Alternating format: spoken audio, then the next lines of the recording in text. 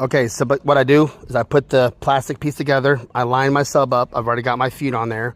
Okay, I put it on the bottom because we want this resting on the bottom. I'll probably put a little piece of EVA foam underneath here just to keep it from vibrating. I've got some thick EVA foam. I'll probably put on the bottom of the speaker.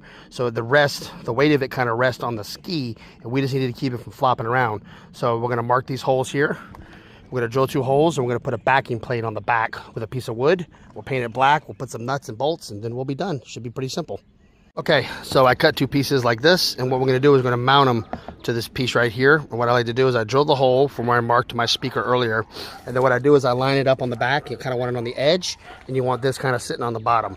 So it's gonna be off-centered a little bit. Just make sure that you're obviously gonna drill into the wood right there, and you kind of want it, like I said, along this edge. We're gonna run some screws in with some washers to give us a nice little backing plate here.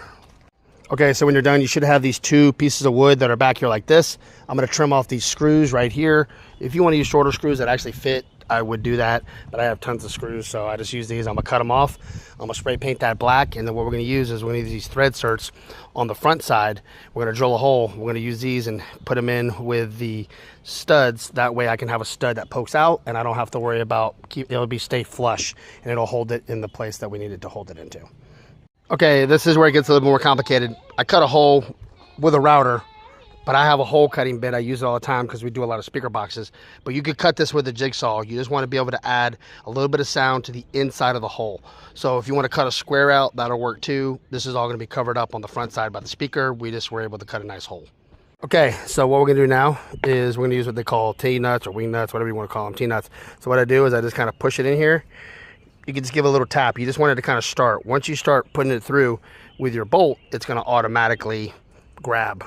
Just grab it, hit it with an impact gun, it'll pull it tight, and then now you'll have a nice little stud that looks like this.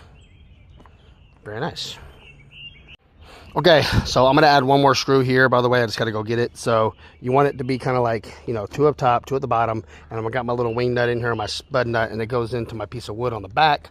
And then what we're going to do on this bottom piece, we're actually going to drill a hole in here. We're going to zip tie that on the bottom before we put the subwoofer in. So on the back, it should look something like this. Got my washer, my nut. Now we have a nice sturdy piece. The subwoofer is actually going to kind of rest on this. This is just going to keep it from falling back and forth. Once we put a little bit of this EVA foam on there, it's going to sit in there quite nicely.